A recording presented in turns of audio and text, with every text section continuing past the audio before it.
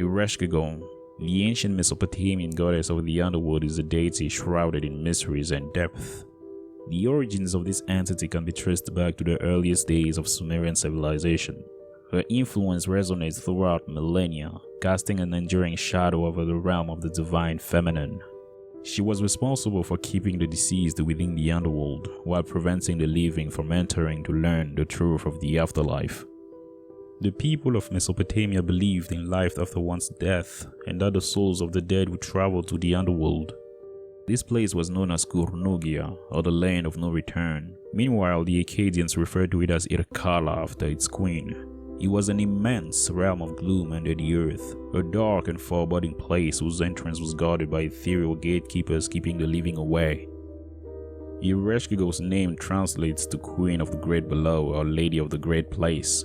The word great in this regard is a reference to the vastness of her kingdom, emphasizing her dominion over the underworld, a realm associated with death, transformation, and the mysteries of existence.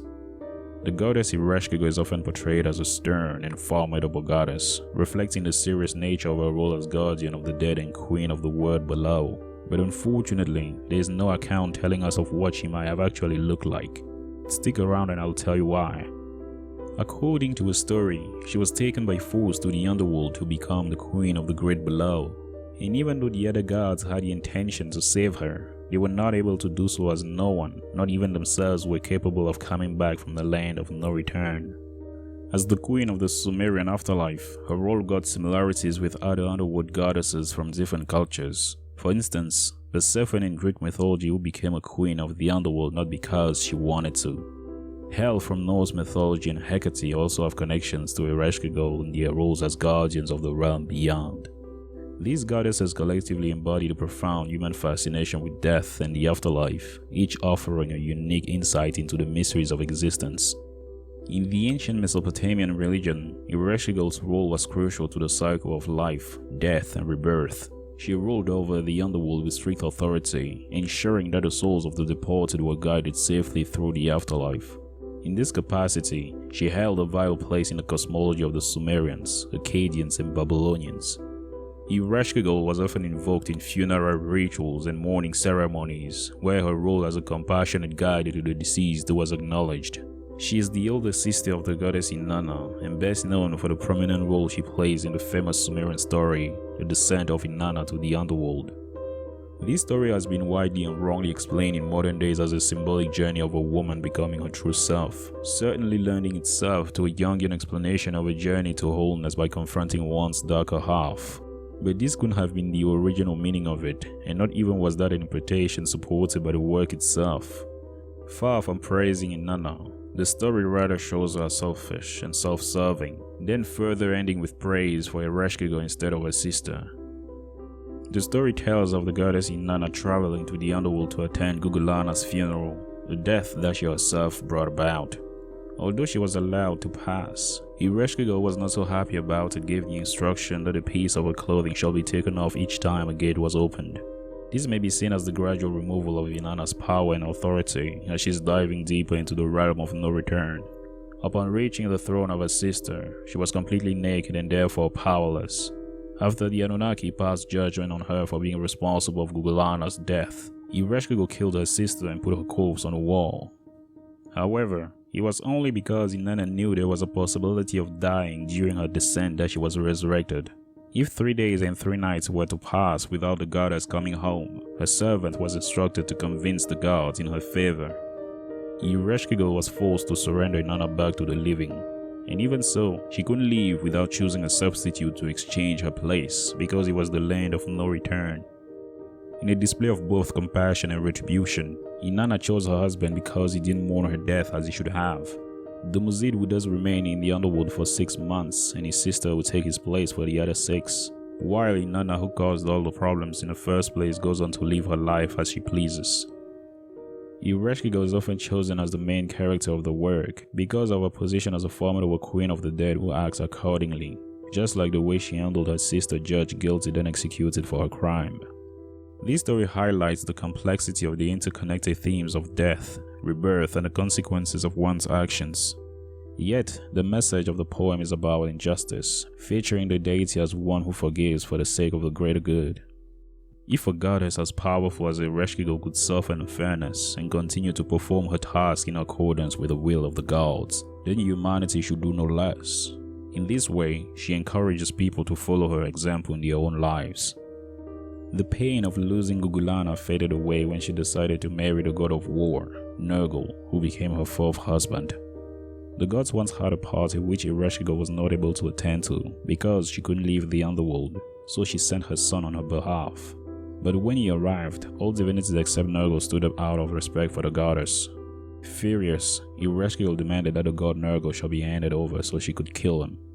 All divinities accepted, and so Nergal was told to journey to Kurnugia, but nothing went as the Underworld Queen expected. After passing through the 7 gates, the god of war overpowered Ereshkigal and pleaded for mercy, promising to be his wife and share her power with him. Nergal agreed to remain with her in the Underworld. However, he only did so for half a year as he was the god of war, and war is a feature of human existence that can't be removed. And once again, I'm sure that none of you failed to notice that her stories bear striking similarities to the Greek myth of Demeter and her daughter Persephone. When they were together, the world was in bloom, but when Persephone returned to the Underworld, nothing would grow and the earth was cold, overall explaining the seasons we all know. While the marriage of Ereshkigal and the god of war explains the periods of war and conflicts, the descent of Inanna to the Underworld matches directly to the Greek story and further touches the Egyptian myth of Osiris and Isis in the motive of the dying and reviving god best known from the Christian story of Jesus. Lastly, and as I mentioned earlier, no known iconography of Ereshkigal has survived till this day. Most of you guys are probably wondering why is that? Well, in Mesopotamian beliefs, to create an image of someone or something was to invite the attention of the subject into whatever we want to create.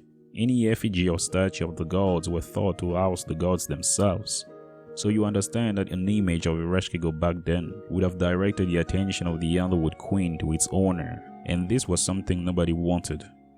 Therefore, the Burney Relief has been strongly suggested to be the representation of this divinity, even though many believe it represents a Babylonian goddess whose identity wasn't clearly established. She might be perceived as a goddess Inanna as well as the demon Lilith, for it shows a naked woman with wings holding the rings of power while standing on the backs of 2 lions. But if we pay attention, the wings are pointed downward, showing that there is a relation with the Underworld. But Ereshkigal has no stories linking her with owls whatsoever, though they may symbolize the night and thus darkness. The figure of a woman riding on a lion is related to Inanna, as well as the rings of power, but there is no mention of her having wings and no owl connection either. Lilith on the other hand was associated with owls, but she had no wings, lions, nor the rings of power. Therefore, the real identity of the figure behind the Burney Relief still remained a mystery. By the time of the Old Babylonian Period, Ereshkigal was widely recognized as a queen of the dead, lending support to the claim that the Burney Relief actually describes her. Although few goddesses like Inanna lost their status throughout the Mesopotamian history, she may have inspired similar goddesses in many other cultures, such as Aphrodite of the Greeks, Venus of the Romans, and even Isis of the Egyptians. We should note that the Underworld in these cultures was ruled by a god.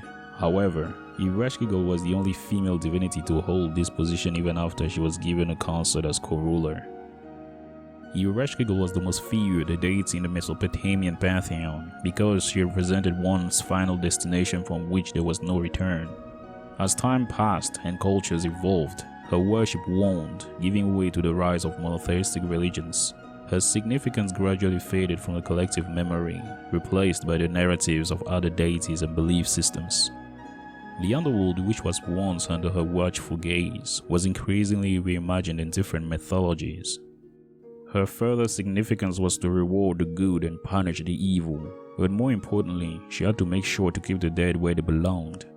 If a ghost was to ever come back to haunt the living, one could be sure that it was for a good reason and with Ereshkigal's permission.